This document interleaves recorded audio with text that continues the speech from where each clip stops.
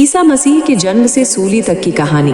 उससे पहले हमारे चैनल को सब्सक्राइब कर लीजिए और बेल आइकॉन को दबा दीजिए, जिससे कि आपको नोटिफिकेशन मिल जाएगा। ईसाई धर्म को क्रिश्चियन धर्म भी कहते हैं। इस धर्म के संस्थापक प्रभु ईसा मसीह हैं। ईसा मसीह को पहले से चले आ रहे प्रॉफिट की परंपरा का एक प्रॉफिट माना जाता है। इब्री में उन्हें यीशु या यशुआ भी कहते हैं, लेकिन अंग्रेजी उच्चारण में वो जशुआ हो गए। यही जशुआ बिगड़कर जीसस हो गया। आइए जानते हैं जीसस क्राइस्ट की जीवन की कहानी। ईसा मसीह के जन्म के संबंध में मतभेद है। इस संबंध में हमें 4 सिद्धांत मिलते हैं।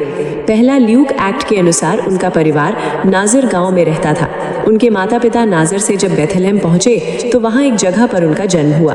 कहते हैं जब यीशु का जन्म हुआ तब मरियम कुमारी थी। मरियम जोसेफ नामक बढ़ई की धर्मपत्नी थी। जिस वक्त ईसा मसीह का जन्म हुआ उस वक्त परियां वहां पर आकर उन्हें मसीहा कहने लगी और ग्वालों का एक दल उनकी प्रार्थना करने पहुंच गया। ये भी कहा जाता है कि मरियम को यीशु के जन्म के पहले एक दिन स्वर्गदूत गाब्रिएल ने दर्शन दिया और कहा कि आप धन्य हैं स्त्रियों में, क्योंकि आप ईश्वर पुत्र की माता बनने के लिए चुनी गई हैं। ये सुनकर मदर मरियम चकित रह गई। कहते हैं इसके बाद सम्राट अगस्त के आदेश से राज्य में जनगणना प्रारंभ हुई, जो सभी लोग यरूशलेम में अपना नाम दर्ज कराने जा रहे थे। यीशु के माता पिता भी नाजर से वहां पहुंचे थे, लेकिन बीच में बेथलेहम में ही माता मरियम ने एक बालक को जन्म दिया।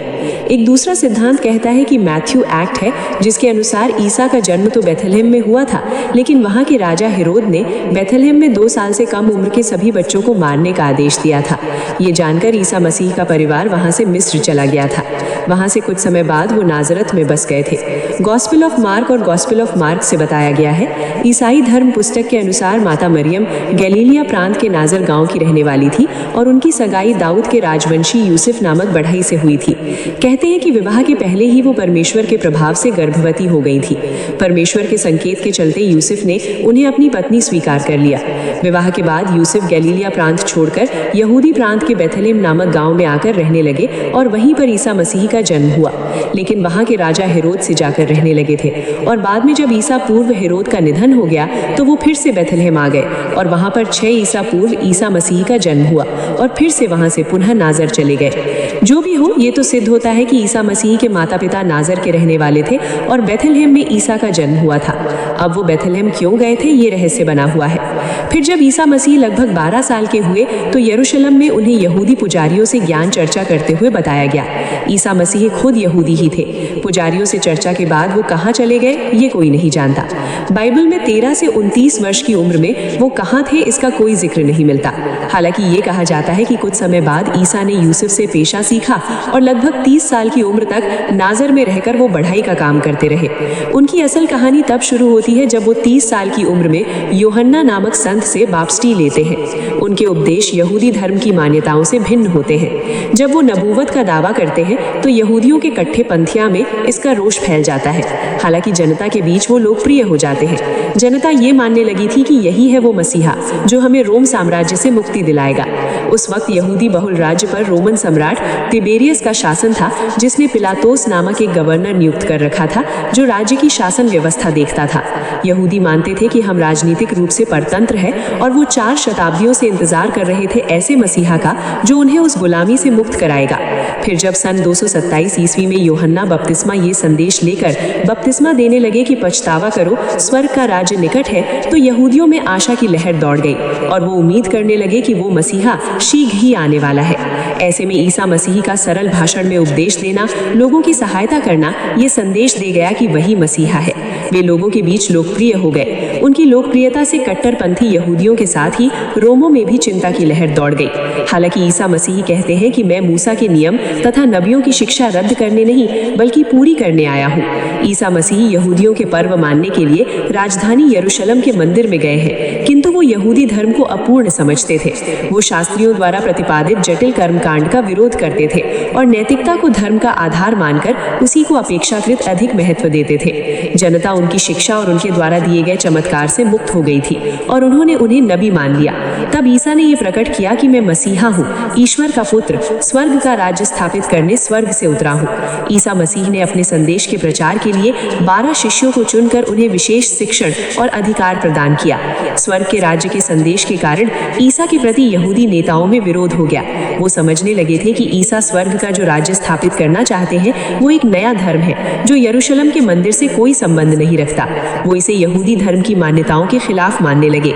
ईसा मसीह के कुल 12 शिष्य थे, Peter, Andrew, James, John, Philip, Bartholomew, Matthew, Thomas, James, संत जदास, साइमन द जिल और मतिया। फिर ईसा मसीह एक दिन 29 ईस्वी में गधे पर सवार होकर यरूशलेम पहुंचे। वहां उन्होंने अपने सभी शिष्यों के साथ अंतिम भोजन किया और वहीं ईसा मसीह ने संकेतों में समझाया कि उनके साथ क्या होने वाला है। वहीं उन्हें दंडित करने के षड्यंत्र भी रचे गए। कहते हैं उनके एक शिष्य जदास ने उनके साथ विश्वासघात किया, जिसके चलते उन्हें गिरफ्तार कर लिया गया और फिर यहूदियों की महासभा में उनको इसलिए प्राणदंड का आदेश दिया गया क्योंकि वो ईश्वर के पुत्र होने का दावा करते थे। रोमन साम्राज्य के गवर्नर पिलातोस ने दबाववश यहूदियों के इस आदेश को मान लिया और राज्य में किसी प्रकार का कोई विद्रोह न भड़के, इसके लिए उन्होंने ईसा को क्रूस पर लटकाने का आदेश दिया। ईसा मसीह को क्रूस पर लटकाने के लिए पहले उन्हें कांटों का ताज पहनाया गया, फिर उन्हें भारी भरकम क्रूस उठाने के लिए कहा गया। ईसा मसीह को उस क्रूस को उठाकर वहां तक चले जाने के लिए कहा गया जहां उन्हें क्रूस पर लटकाया गया। ईसा मसीह जिस जगह पर सूली पर चढ़ाए गए उस स्थान को गोलगोथा के नाम से जाना जाता है। ये जगह इजराइल की राजधानी यरूशलेम में ईसाई क्षेत्र में है। इसे ही हिल ऑफ द कैलवरी कहा जाता है। इस स्थान पर चर्च ऑफ लेजेस है। होली स्कल्पचर से चर्च ऑफ लेजेस तक के मार्ग को दुख या पीड़ा का मार्ग माना जाता है। यात्रा के दौरान 9 ऐतिहासिक और पवित्र स्थल हैं। चर्च ऑफ लेजेस को वो स्थान माना जाता है जहां सार्वजनिक रूप से यीशु की निंदा हुई और उन्हें गोलगोथा की पहाड़ी पर क्रॉस पर चढ़ा दिया गया। प्रभु यीशु पर 3 आरोप लगे। सबसे पहला आरोप कि वो खुद को मसीहा और ईश्वर का पुत्र कहते थे। यहूदियों के धर्म गुरुओं को ये अच्छा नहीं लगा और उन्होंने इसकी शिकायत रोमन गवर्नर पिलातोस से की। पिलातोस को यीशु में कोई खोट नहीं नजर आई। तब भी रोमी टुकड़ी के सिपाहियों और उनके सूबेदार द्वारा और यहूदियों के मंदिर के पहरेदार ने यीशु को बंदी बना लिया। वे उसे लेकर अंत में पिलातोस के पास ले आए। यहूदियों के दबाव के चलते पिलातोस ने यीशु को कोड़े लगवाए। सिपाहियों ने कटीली टहनियों को मोड़कर एक मुकुट बनाया और उनके सिर पर रख दिया। फिर एक बड़ा सा क्रूस दिया गया जिसे लेकर उन्हें उस स्थान पर जाना था जहां सूली दी जाती है। इसे गोलगोफ कहा जाता था। संपूर्ण रास्ते में उन्हें कोड़े मारे गए और अंत में वो वहां पहुंचे और सभी के सामने शुक्रवार को सूली पर लटका दिया गया। ईसा मसीह के क्रूस के पास उनकी माँ मौसी क्लोपाम और मरियम मगदलन खड़ी थी। ईसा मसीह को चूली से उतारने के बाद उनका एक अनुयायी शव को ले गया। उसने शव को एक गुफा में रख दिया। वो गुफा और पत्थर आज भी मौजूद है। इसे खाली कब्र कहा जाता है। बाद में उनके शव को विधिवत रूप से दूसरी ओर दफनाया गया। यरूशलेम के प्राचीन शहर की दीवारों से सटा एक प्राचीन पवित्र चर्च है जिसके बारे में मान्यता है कि यहीं पर ईसा फिर से जी उठे। जिस जगह पर ईसा फिर से जिंदा देखे गए उसी जगह पर वो चर्च बना है। इस चर्च का नाम है church of the Holi sculpture. Sculpture के भीतर ही ईसा मसीह को दफनाया गया है। माना यह भी जाता है कि ईसा के अंतिम भोजन का यही स्थल है। रविवार के दिन सिर्फ एक स्त्री ने उन्हें उनकी कब्र के पास जीवित देखा। जीवित देखे जाने की इस घटना को ईस्टर के रूप में मनाया जाता है। बाइबल की मान्यता के अनुसार ईसा ये साबित करने के लिए सचमुच मृतकों में से जी उठे, प्रेरिता को समझाने का कार्य पूर्ण करने और अपनी कलीसिया की स्थापना करने के लिए 40 दिनों तक इस दुनिया में रहे। उसके बाद वो प्रेरितों को जैतून पहाड़ पर ले गए और अपने हाथ उठाकर उन्हें आशीर्वाद देते हुए स्वर्ग की ओर उड़ गए। जब तक कि एक बादल ने उन्हें ढक नहीं लिया तब 2 स्वर्गदूत दिखाई दिए और उनसे कहा, यही यीशु जिसे तुम अपने बीच से स्वर्ग की ओर जाते देख रहे हो फिर आएंगे जैसे तुमने उन्हें स्वर्ग की ओर जाते देखा। तब वो सभी मानवों का न्याय करेंगे। रविवार की सुबह जब अंधेरा था तब मरियम मगदलिनी कब्र पर आई और उसने देखा कि कब्र से पत्थर हटा हुआ है। फिर वो शमौन पतरस और उस दूसरे शिष्य के पास पहुंची और उसने कहा कि वो कब्र से यीशु की देह को निकाल कर ले गए हैं। सभी वहां पहुंचे और उन्होंने देखा कि कफन के कपड़े पड़े थे। सभी ने देखा वहां यीशु नहीं थे। तब सभी शिष्य चले गए, लेकिन मरियम मगदली वहीं रही, रोती बिलखती। मगदली ने कब्र में फिर से अंदर देखा जहां यीशु का शव रखा था। वहां उन्होंने श्वेत वस्त्र धारण किए 2 स्वर्गदूत, एक सिरहाने और दूसरा पैताने बैठ गए। स्वर्गदूत ने उससे पूछा, तुम क्यों विलाप कर रही हो? तब मगदली ने कहा कि वो मेरे प्रभु को उठा ले गए हैं। ये बोलकर जैसे ही वो मुड़ी तो उसने देखा कि वहां यीशु खड़े हैं। यीशु ने मगदली से कहा, मैं अपने परमपिता के पास जा रहा हूं और तू मेरे भाइयों के पास जा। मरियम मगदनी ये कहती हुई शिष्यों के पास आई और उसने कहा कि मैंने प्रभु को देखा है। ऐसा भी कहा जाता है कि यीशु ने कुछ शिष्यों को भी दर्शन दिए। एक थ्योरी ये भी कहती है कि ईसाइया की बुक ओल्ड टेस्टामेंट के अनुसार कहते हैं कि यीशु जब गधे पर बैठकर आते हैं तो यरूशलेम में खजूर की डालियां उठाकर लोग उनका स्वागत करते हैं, जो ये मान रहे थे कि ये बनी इज़राइल के तमाम दुश्मनों को हरा देगा। फिर यीशु जाते हैं टेम्पल माउंट के ऊपर और वो देखते हैं कि टेम्पल के आउटर कोर्टयार्ड में रोमन टैक्स कलेक्टर बैठे हैं, मनी चेंजर्स बैठे हैं और वहाँ पर हर तरह का कारोबार हो रहा है।